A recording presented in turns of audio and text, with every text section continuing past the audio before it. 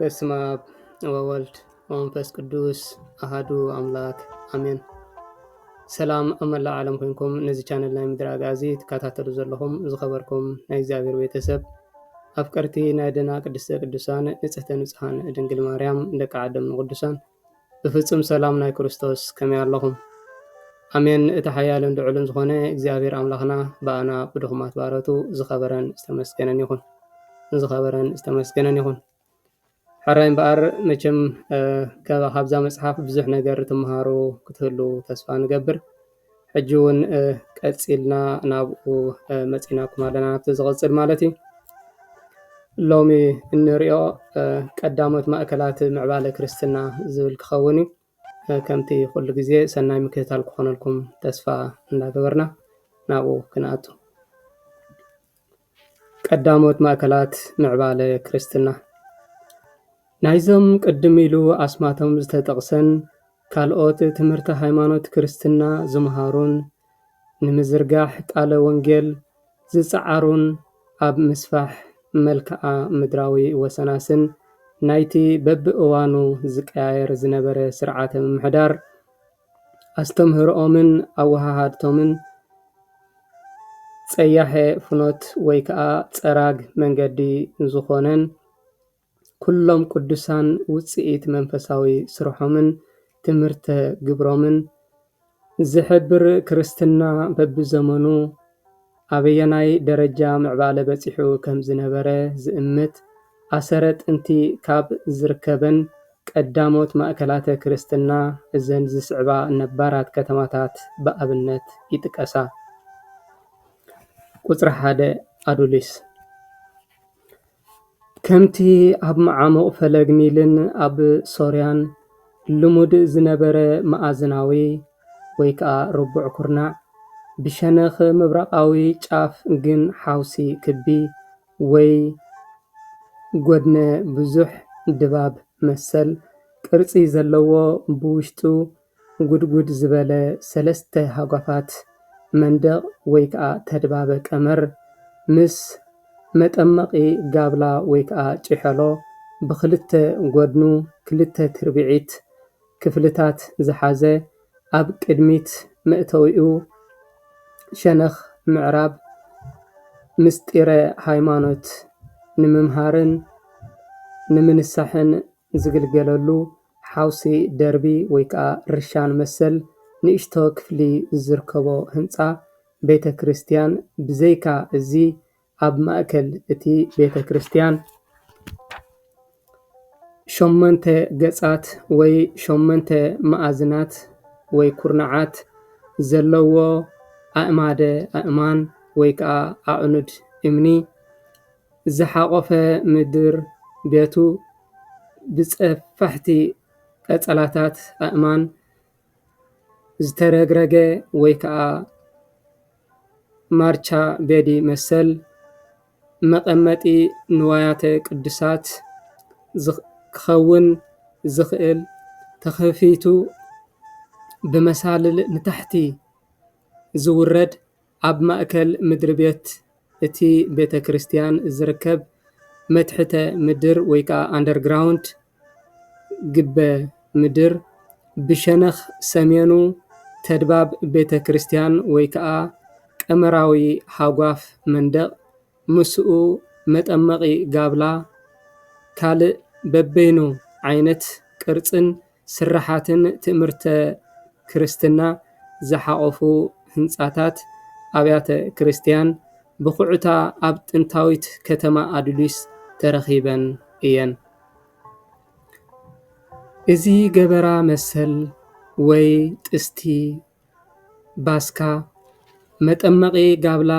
ኣብ መብዛሕትአን ጥንታውያን ኣብያተ ክርስቲያን ኣውራ ከዓ ኣብ ገዳማት ግብፂ ይዝውተር ከም ዝነበረን ብሸነኽ ምዕራባዊ ክፍሊ ማእከላት ቤተ ክርስቲያን ኣብ ሓደ ወሰን ምቕዋም ምእመናን ወይ ከዓ ምቕዋም ወራዙት ዝቕመጥ ኣብ ርእሲ እቲ ንህፃናትን ንሓደስቲ ኣመንትን ዘጥምቕሉ መሳርሒ ምዃኑ ብተወሳኺ ኣብ ዕለተ ጥምቀት 11 ጥሪ ብግእዝ ዛራ ማይ ኣብ ዘይርከቦ ከባቢ ኣብ ዕለተ ሐሙስ ጽግቦን ዝመሰሉን በዓላት እውን ንዝኽሪ እቲ ኣብ ሓዲስ ኪዳን ዝተገልጸ ኣብ ማቴዎስ ምዕራፍ 3 ካብ 13 እስካብ 17 ወይ ማርቆስ ምዕራፍ 1 ካብ 9 እስካብ 11 ሉቃስ ምዕራፍ 3 ካብ 21 እስካብ 22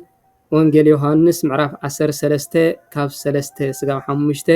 ወይ 14 እስካብ 15 ንኹሉ ኣማኒ ሕፅበተ ማይ ወይ ከዓ ማይ ምንዛሕ ዝግበረሉ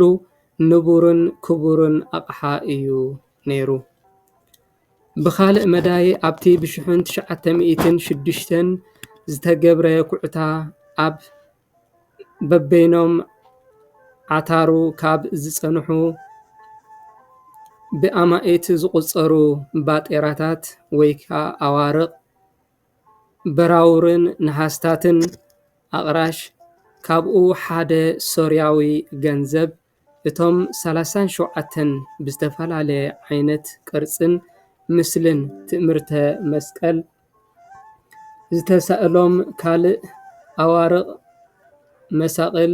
ምስ ሰንሰለቶም ወይ ከዓ ካቴና ወርቂ ማዕተብ ካብ ከባቢ ባሕረ ሜዲተራንያን ገዳማት ግብፅን ከም ዝመፁ ዝንገረሎም ምልክት መስቀል ዘለዎም ሳርማታትን ስሉማት ዓታሩን ብኪነ ጥበብ ቢዛንታይን ዝተቐርጸን ዝወቀበን ተቋመ ማህቶት ወይ ከዓ መቐመጢ ቀንዴል መብራህቲ ወዘተ ብብዝሒ ምርካቡ ዘመኑ ከዓ ክርስትና ኣብ ማእከላይ ምብራቕን ሰሜናዊ ኣፍሪቃን ዝምዕብለሉ ኣብ ዝነበረ ቅድሚ ሓሙሻይ ዘመን ብምዃኑ ቤተ ክርስቲያን ኤርትራ ማዕረ ኣብያተ ክርስቲያን ሶርያ ግብፅን ቁስጥንጥንያን ወይ ከዓ ቢዛንታይን ካልኦትን ኣብ ጉዕዞ ክርስትና ትስጉም ምስኣተን ትራኸብን ምንባራ የመልክት። ቁጥሪ 2 ቋሓይቶ ቋሓይቶ ዝዓቆረቶም መብዛሕትኦም ናይ ቤተ ክርስቲያን ዝኾኑ ክሳዕ ሎሚ ኣብ ሓደ ኩርባ ዝረአዩ ኣዕኑድ ኣእማንን ከምቲ ናይ መጠራ ዝመሳሰል ቅርፂ ዘለዎ መሰረተ ህንፃን መርኣያ ጥንታዊ ታሪኽን ኪነ ጥበብን ቤተ ክርስቲያን ኮይኑ ይርከብ። ኣብዛ ሰሜን ካብ መጠራ ደቡብ ካብ ኣስመራ ኣብ 2600 ሜትር ካብ ጽፍሒ ባሕሪ ዝምብራኻ ጥንታዊት ከተማ ቋሓይቶ ካብ 6 እስካብ 12 ኣዕኑድ ኣእማንን ብእብነ በረድ ወይ ከዓ ማርሞ ብዓረን ወይ ጽኑዕ እምኒ ዝቆመለን ኣገደስቲ ኪነ ህንፃታት ሓንቲ ማርያም ውቕሮ እትበሃል ሓዊስካ 4 ሓድጊ ኣብያተ ክርስቲያን ከምኡ እውን ኣብ በበይኑ ቦታታት ኣብ ኣኻውሕ እንኮላይ ኣብ ሰሌዳ እምኒ ሓድቢ ሳፍራ ወይ ከዓ ቋሓይቶ ብጥንታዊ ፊደለ ግእዝ ተቐሪጾም ዝተጻሕፉ ቃላትን ኣርማታት ክርስትና መሳቕልን ምስናይ ቀደም መቃብራት ኣብቲ ከባቢኡ ኣብ ዘለዎ በዓትታት በዓቲ መጣዕ ወይ ከዓ ሊባኖስ ወሲኽካ ክርስቲያን ኣብ ልዕሊ ኣረማውያን ዝረኸብዎ ዓወት ዘመልክት ትእምርተ መስቀል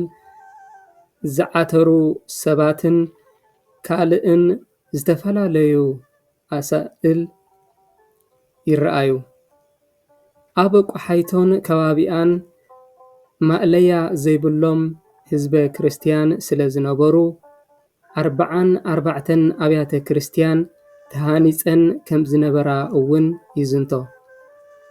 ኩሉ እዚ ዛጊት ኣብ ጥንታዊት ከተማ ቋሓይቶ ብኹዕታን ብዳህሳስን ዝተረኽበ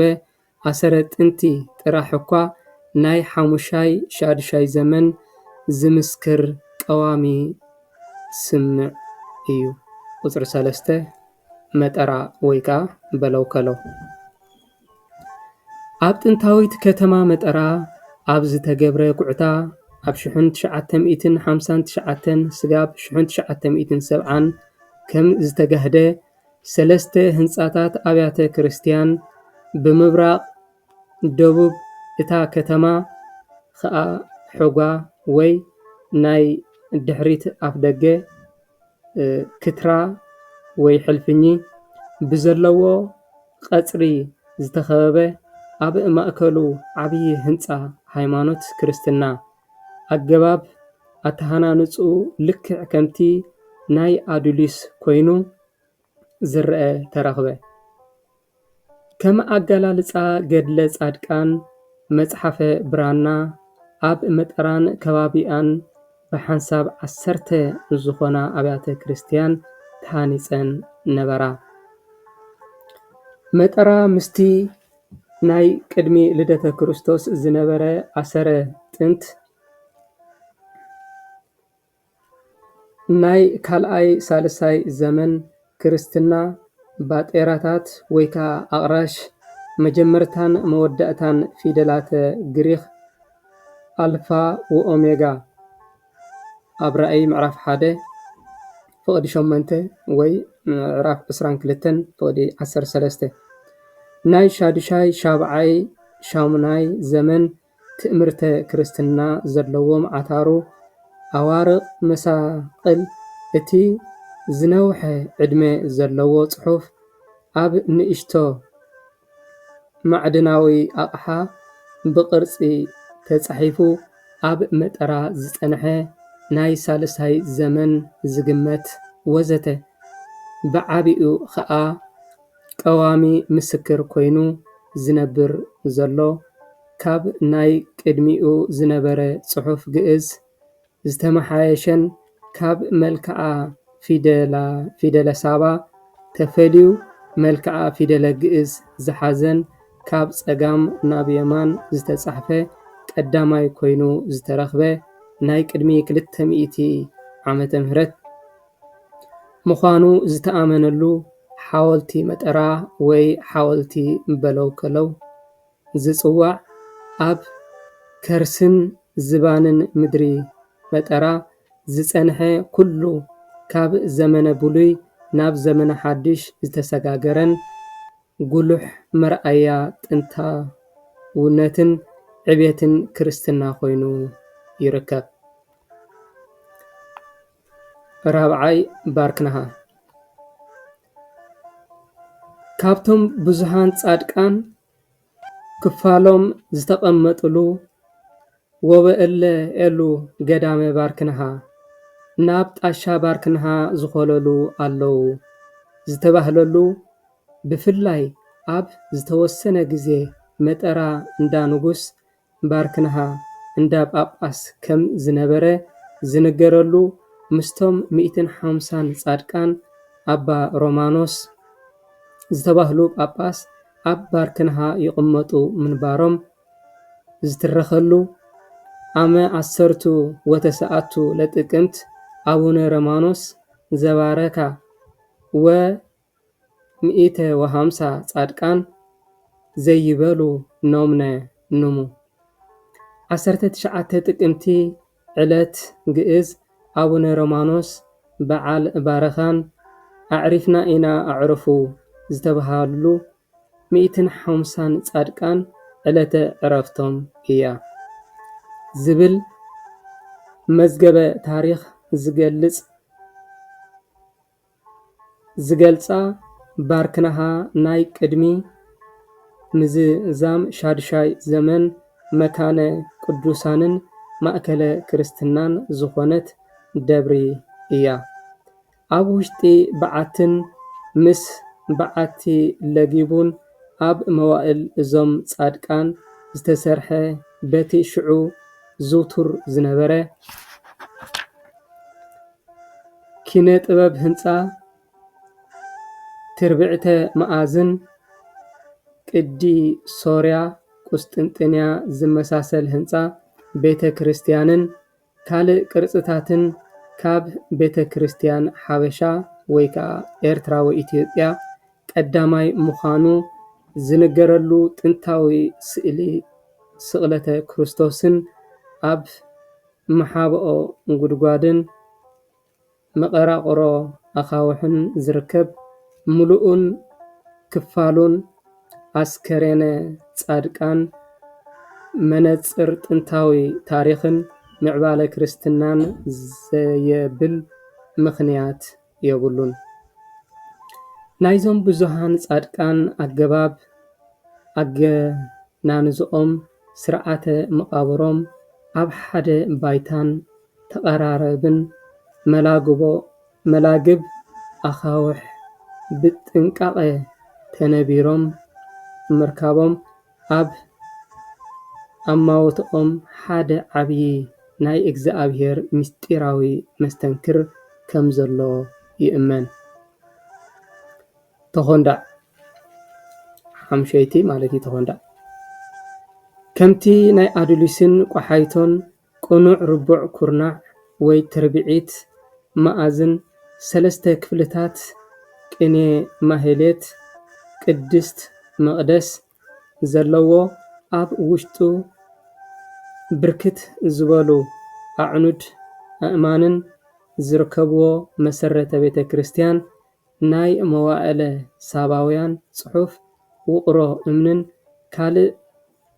ብልሓታዊ ኪነ ጥበብን ዘጽንሐት ተኾንዳዕ ክሳዕ ሎሚ ኣሰረ ጥንተ ዘመን ዝኾነ ካልእ ሓድጊ ህንፃን ዝመሰለን ቀዳማዊ ታሪኽ ኣለዋ። መጠራ ተኾንዳዕ ናይ ቀደም ከተማታት ኣግኣዝያን ካብ ብሉይ ናብ ሓድሽ ዝተሰጋገራ ማእከላት ዓለማውን መንፈሳውን ስልጣነ ጸኒሐን ዓለማዊ ስልጣነ እንኳ ምስ ግዜ እንተ ተቐየረ መንፈሳዊ ታሪኸንን ስመንን ዓቂበን ብህላዌ ዝርከባ ኣድባራት እየን። ሃም ቅድሚ ምጅማር ክርስትና ምኩራብ ወይ ቤተ ጸሎት ከም ዝነበረ ዝዝንተወሉ ድሓር ናብ ቤተ ክርስቲያን ዝተቐየረ ምስ ናይ ኣድሊስ ቋሓይቶን ተኾንዳዕን ተመሳሳሊ ኣዕኑድ ኣእማን ዘለዎ ህንፃ ቤተ ክርስቲያን ምልክት ማእከል ስልጣኔን ናይ ሻድሻይ ዘመን ምዃኑ ዝተኣምነሉ ትእምርተ ምዕባለን ዝሕብር ኣሰረ ጥንቲ ኣብ ዝባንሃም ይርከብ። ኣብ መንደቕ እቲ